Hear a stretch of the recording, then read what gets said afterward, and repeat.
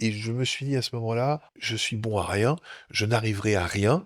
J'ai renvoyé cette image et on me renvoyait cette image de l'extérieur. J'étais, je vais le dire comme je le pense en tout cas, un vrai loser.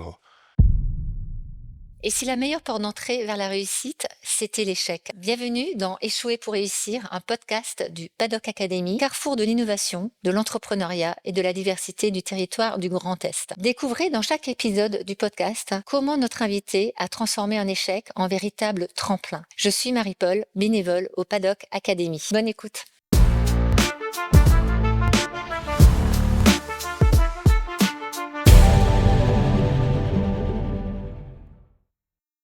Alors, Dan Leclerc, vous avez un parcours inspirant, mais derrière chaque réussite, il y a souvent des moments plus difficiles, parfois déterminants. Est-ce que vous pouvez nous parler un peu de, voilà, de vos activités, de vos diverses activités au fil des années? Au fil des années. Alors je vais commencer par le début, par le commencement parce que tout a commencé, il y a fort longtemps et j'ai appris le métier de boucher charcutier traiteur, mais qui n'a pas été la suite du parcours, où j'ai, par la suite été, gérant des cuisines d'une maison de retraite dans laquelle j'ai été tellement compétent que j'ai été mis dehors, tellement j'étais incapable de faire le job comme il fallait, parce qu'il fallait rentrer des cases et des exceptions sur 130 résidents. Il y avait 125 exceptions alimentaires et je n'y comprenais rien parce que c'était trop de logistique organisationnelle pour un créatif, pour le créatif que je suis. À la suite de ça, quand ils m'ont mis dehors, je me suis dit: «Mais qu'est-ce que je vais bien pouvoir faire de ma vie?» Et je me suis dit: «Bah, finalement, mon métier, ce que j'aime par-dessus tout, ce qui me plaît le plus, c'est faire de la magie». J'ai toujours fait, depuis mes 14-15 ans, je faisais des spectacles de magie et je me suis C'est passionné incroyable, pour, oui. l'art de la magie et quand j'ai été mis dehors de la maison de retraite, j'ai dit: «Bah, voilà, je vais faire ce que je sais faire le mieux, c'est-à-dire, être au contact des entreprises», parce que j'ai un côté très entrepreneurial et j'ai fait de la magie et pendant 10 ans, j'ai fait de la magie en professionnel. D'abord, des événements, des séminaires, d'abord des animations, des mariages, communions, bar mitzvah, enfin tout le panel et un jour, j'ai commencé à faire de la magie dans des réunions pour les entreprises et je me suis rendu compte que ça, c'était vraiment le truc qui me plaisait. J'ai, dans le même temps, ouvert ma propre boucherie qui a été un grand succès parce qu'au bout d'1 an et demi, j'ai fermé parce que j'étais tout aussi incompétent que j'étais dans ma maison de retraite.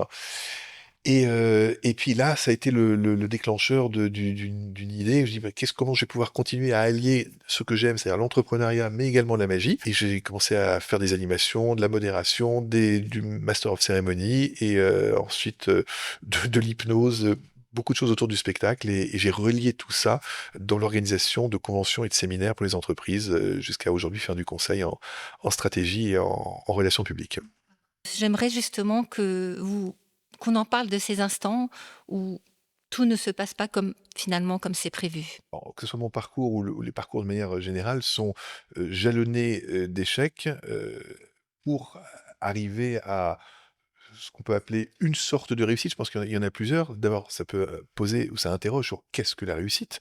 Et il faut, je crois, d'innombrables échecs pour arriver à tout au moins, entreapercevoir une forme de réussite. Parce que l'échec nous permet, l'expérimentation, parfois douloureuse, parfois très, très entraînante et joyeuse, parfois seule, parfois accompagnée et c'est toute cet environnement et cette complémentarité qui fait, je ne sais pas si c'est le succès, mais en tout cas, mon propre plaisir, qui m'amène en tout cas à faire ce que j'aime et c'est ce qui aussi me drive au quotidien. Et si vous aviez un échec en particulier, à nous partager aujourd'hui, ce serait lequel? Alors j'en ai plusieurs, mais j'en ai des fondateurs, hein. Je dis bien des parce que j'en ai eu plusieurs et il y en a un en particulier qui a été, véritablement qui a fait basculer l'ensemble de ma vie, qui me permet de faire ce que je fais aujourd'hui. Il y a quelques années, j'ai eu la bonne idée, d'ouvrir une boucherie. Et alors le lieu dans lequel nous sommes aujourd'hui au Paddock Academy chez Claude Castéro, que je salue et que je remercie aussi de son invitation et vous aussi Marie-Paul, ils sont liés parce que Claude Castéro était mon assureur de cette boucherie et je me suis entrepris dans cette aventure qui était mon métier à l'époque, mon premier métier et ça a été mon plus cuisant échec.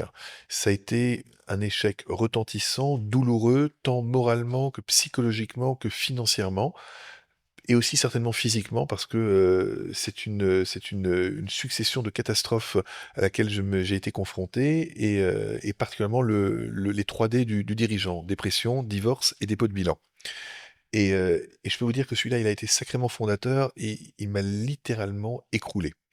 Je me suis écroulé et je dis il parce que je le nomme maintenant comme une, presque comme une personne qui m'a permis de finalement de toucher le fond. Vous savez, tant qu'on n'est pas au fond de la piscine, on peut pas rebondir. Donc il faut vraiment que les pieds touchent le sol pour que vous puissiez avoir suffisamment d'élan pour remonter la surface.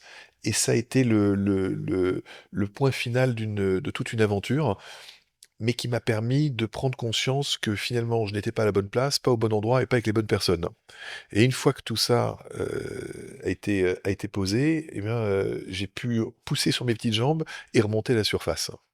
Donc cet échec pour vous, c'est, bah, comme une impasse, enfin vous l'avez vécu vraiment comme une impasse, mais vous en avez fait un point d'appui. Oui, j'en ai fait un véritable point d'appui. Alors, c'était une impasse, c'était même c'était une grotte. Vous savez, il y avait plus de lumière, c'était bas, j'avais l'impression j'étais totalement conscrit et je me suis dit à ce moment-là: «Je suis bon à rien, je n'arriverai à rien».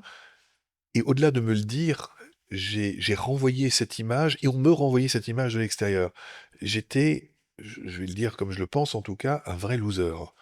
Mais véritablement. Et il y a tous les regards que j'avais, en tout cas ce que je pensais, ce que je ressentais, étaient tournés vers ce type, on peut rien en faire. Ce qui signifie aussi, enfin, ce que j'entends par là, c'est quand, ne c'est de ne pas rester seul justement dans ces moments-là. Oui. Est-ce que vous êtes allé chercher ce soutien, cette aide? Comment vous avez, procédé justement pour, pouvoir remonter à la surface? À l'époque, j'avais honte et il y a 20 ans, c'était honteux d'être en échec. Alors j'ai commencé tôt ma carrière d'échecs parce que pas de joueur d'échecs, mais de vraiment d'échecs, parce que dès l'école, j'étais, au fond de la classe et en incompréhension totale de l'environnement scolaire dans lequel on voulait me poser. D'accord. Et j'aurais adoré, trouver des gens, mais j'étais totalement bloqué et dans l'impossibilité de connecter parce que tétanisé par la honte. Et un jour, bah, c'est quelqu'un d'extérieur qui m'a dit: «Peut-être tu devrais, et si tu rencontrais un tel et parle-en lui». Et ça a été la révélation. C'est-à-dire, écouter les signaux faibles, parce que souvent on vous le dit, mais vous n'écoutez pas. Oui, Alors vous c'est vrai. l'entendez, mais ça rentre pas. Il y a des moments pour ça. Donc c'est multifactoriel, c'est multi-environnemental, mais surtout ça vient de l'intérieur. Est-ce que vous êtes prêt à? Est-ce que vous êtes capable de? Et et quand c'est le bon moment et quand ça suffit. C'est-à-dire quand vous êtes au moment de vous dire: «Finalement maintenant j'en ai marre que ça me fasse mal, parce que j'en ai marre de tomber éternellement dans ce trou que je vois et dans lequel je marche». Et quand vous en maintenant au bon moment, quand ça suffit, vous mettez en route. Mais il faut pas que ce soit trop tard, bien évidemment. Faut pas attendre trop longtemps. Non, Donc ah non, c'est non, non. ces premiers pas de la reconstruction, est-ce qu'on peut dire que, c'est aussi une forme de force intérieure à un moment donné quand justement on est au plus bas? Parce que là, vous parliez effectivement d'une piscine dans laquelle, enfin, voilà, où on coule, on coule, on coule et puis on n'a plus d'autre solution que d'essayer de remonter à la Ah oui, sinon surface. tu plus d'oxygène. Et voilà et puis surtout, effectivement l'ouverture aux autres. Mais comment est-ce qu'on peut, voilà, dépasser tout ça, en fait? Parce qu'il y a effectivement de la honte, il y a de la peur aussi, la crainte et puis, le manque de confiance en soi, du coup, Absolument. Ah ben c'est un cercle vicieux, c'est un hein, cercle c'est c'est vicieux, c'est tout à c'est une fait. horreur. Le problème, vous savez, c'est que quand vous êtes L'estime de soi et aussi, pardon. l'estime de soi, vous Oui, êtes vous êtes affaibli, attaqué, dépersonnifié, vous êtes dans un système, vous avez un système où il y a 20 ans et aujourd'hui, c'est encore très différent parce qu'aujourd'hui, on accepte, la preuve, ce podcast, de pouvoir le révéler.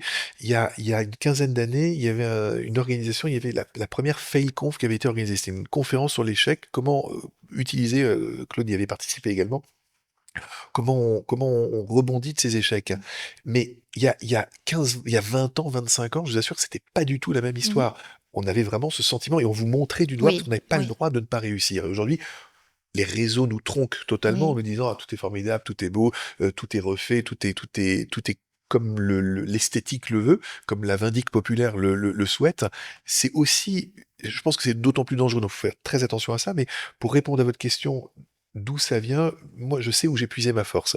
Ma force, c'était mes enfants. d'accord. Je regardais mes enfants qui étaient tout petits à l'époque et je me dis: «Mais je peux pas leur faire honte. Ils ont besoin de moi. J'ai besoin de, enfin, je veux dire, ils ont besoin d'un papa en bonne forme, en bonne santé morale, physique, pour les nourrir.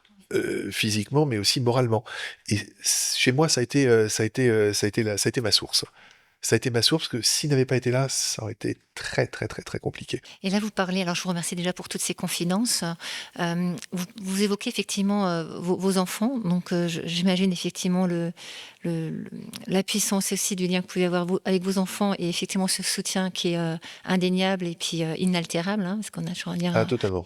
ces moments ont pu être très douloureux pour vous, mais pour votre entourage proche aussi, donc votre famille, vos enfants, vos proches, vos amis qui vous connaissent bien. J'ai fait un. Alors aujourd'hui, on appelle ça burn-out. Je crois qu'à l'époque, ça ne s'appelait pas comme ça. On était dépressif, on était en dépression. Et mes enfants étaient petits à l'époque, donc j'ai essayé de masquer ce mal-être, parce que Mhm. j'étais vraiment terriblement mal. Euh, je ne sais pas comment mes proches ont vécu ça. Je ne sais pas, pour deux raisons. La première, c'est que je leur ai jamais demandé. Et la deuxième, c'est que je ne m'en souviens pas. Oui. Et j'ai totalement occulté cette partie de mon esprit. C'est-à-dire qu'il y a des gens qui me rappellent et qui me disent, tiens, on venait, on était clients, on était ci, on était ça. Impossible de remettre un visage, de me raconter des trucs que j'ai fait, je ne m'en souviens absolument pas, parce que je l'ai véritablement tapi et oublié. Ça ne me dérange pas de le faire réémerger, mais très objectivement, je ne m'en souviens pas. Et, et je ne sais pas, je peux pas vous dire, je ne sais pas. Et je n'ai pas spécifiquement envie, vis-à-vis d'eux, Oui, oui, de reconvoquer ça ou de leur bien sûr, demander. bien Par contre, sûr. je me souviens très bien du jour où j'ai réuni toute ma famille, où j'ai dit, parce que ça a été le fruit de ce réflexe, j'ai convoqué, invité lors d'un dîner, mais toute ma famille, et j'ai dit, voilà, bah, j'avais 28 ans, j'ai dit, j'ai fait jusqu'à présent des choses où j'étais dans un environnement qui ne me convenait pas. Je sais ce que je suis et ce que j'ai envie et ce que je peux faire. Mon métier, à l'époque, c'était de faire de la magie. J'ai dit, je vais devenir D'accord. magicien, ça sera magicien et je serai magicien. Donc un homme Et aux multiples facettes, total. effectivement. Et je leur ai dit aussi un truc, ça je m'en souviens très bien. Je vous demande pas votre avis. Je vous demande pas d'approuver ou de désapprouver. C'est une information que je vous transmets. Je sais ce qui est bon pour moi. Merci de m'avoir écouté. On passe à la suite. Par rapport à ces échecs, plusieurs échecs, qu'est-ce que vous avez appris autrement que ce que, voilà, si vous n'étiez pas passé par ces étapes, ces épreuves? Il en reste forcément quelque chose d'assez À force d'assez d'échouer, intime. on finit toujours par réussir. Je crois que Oui, c'est dans les Shadocks, cette oui, expression, je sais pas oui. exactement la formule, mais je pense qu'une vie sans échec, c'est pas possible. C'est pas possible parce que je dis pas que, attention, l'échec doit pas forcément être négatif et doit pas être forcément douloureux. Donc moi, j'aime pas la douleur. Il y en a qui aiment ça, mais c'est pas mon truc. Euh, je pense que l'échec, en ce qui me concerne, m'a constitué, m'a permis de détecter. Alors, je suis très intuitif. D'augmenter mon niveau d'intuition encore et de comprendre les alertes qui se passent et qui réagissent dans mon corps. Alors, j'ai des frissons, des choses qui, alors ça peut paraître pas un petit peu olé olé, mais s'ils avaient pu être moins douloureux, je dis pas, j'aurais pris aussi. Oui, Ça fait partie du parcours, on choisit pas toujours. Idéalement, on choisit, c'est ce qu'il y a de mieux, enfin, je pense. Mais il y a aussi une part d'effort, de compréhension et comment dire, et d'énergie à mettre dans tout cela, qui est nécessaire et qui doit se peaufiner avec l'âge et l'expérience. Et je crois que l'échec à 25-30 ans et l'échec à 50-60, pas la même histoire. Pas du tout la même histoire. oui. Et est-ce qu'on peut dire par là, effectivement, que pour des personnes qui sont actuellement et qui nous écoutent et qui peuvent être dans une situation d'échec, hein, en tout cas, voilà, dans leur parcours de l'instant, puisque on ne reste pas éternellement dans une situation d'échec, hein, vous l'avez bien exprimé jusqu'à présent. Est-ce qu'on peut leur dire justement d'être aussi, de s'ouvrir émotionnellement, justement de laisser transparaître l'émotion enfin, qui subissent et qui survient justement dans ces moments-là et qui peut être parfois une émotion pas très sympa, une émotion de tristesse, de la rancœur, de l'inquiétude, la peur surtout aussi, la Je crois crainte. contrainte. d'abord, c'est pas un conseil, c'est un ordre. Laissez sortir. Ce qui est dehors n'est plus dedans, ça libère de la place et on peut mettre de nouvelles choses. Et je vous invite particulièrement à lire le livre de Laurent Gournel, L'homme qui voulait être heureux. Ah oui, Petit bouclet, ça fait même pas 100 pages, ça se lit en 2 heures à oui, peine. je, C'est extraordinaire je et confirme. Oui, c'est oui, un déclencheur oui. extraordinaire. Je l'ai offert pendant des années, ce livre. Pendant un moment, quand vous êtes dans cette phase, vous rencontrez plein de gens qui sont, vous attirez un peu ces personnes, et puis après vous côtoyez ou vous attirez, vous êtes une attractivité tout à fait différente avec Mm, des gens qui vous mm. ressemblent mais qui ont Bien fait le sûr. parcours. Mm. Donc je l'ai moins offert ces derniers temps, mais je trouve que il résume tout de sa propre libération, des contraintes, du compliqué, du difficile, c'est l'effort, tout ça c'est normal. Mais à partir du moment où vous êtes en résonance positive avec vous-même, que vous trouvez la bonne voie, elle vient pas toute seule, hein, c'est pas, elle vous descend pas du ciel, hein, ça c'est une évidence, ça nécessite un effort, ça nécessite de changer son mindset et d'aller vers quelque chose d'autre. Je sais pas s'il y a une recette miracle, mais une chose est sûre, c'est que à attendre que ça viendra tout seul, non, ça marche pas. Et qu'est-ce que le Dan Leclerc d'aujourd'hui a envie de partager avec le Dan Leclerc qui a 15 ans, par exemple? Si j'avais su. Si j'avais su. Si j'avais su, mais et je me dis souvent: «Est-ce que si j'avais su, je l'aurais fait?» Je crois pas, parce que ça fait partie du parcours. Je me suis beaucoup interrogé sur, ce «si j'avais su», mais avec les «si», on fait pas grand-chose. Donc je suis dans la phase d'acceptation de la situation et de dire: «Bah, finalement, je remercie celui que j'étais avant parce que c'est ce qui a permis d'eux et que peut-être ça aurait été autrement». Personne ne le sait parce qu'on n'a pas encore la machine à remonter le temps, mais une chose est sûre, c'est que, je le comment dire? Même si je valide pas et de loin pas tout ce qu'il a fait, ce Dan Leclerc d'il y a 15 ans, je le remercie quand même parce que c'est ce qui me permet d'être aujourd'hui, en tout cas en parfaite harmonie avec, et mes valeurs et mon environnement et puis en équilibre. En me levant tous les matins en me disant: «Waouh, qu'est-ce que j'ai de la chance». Tu vois? Et le Dan Leclerc de 15 ans, qu'est-ce qu'il a envie de dire au Dan Leclerc d'aujourd'hui?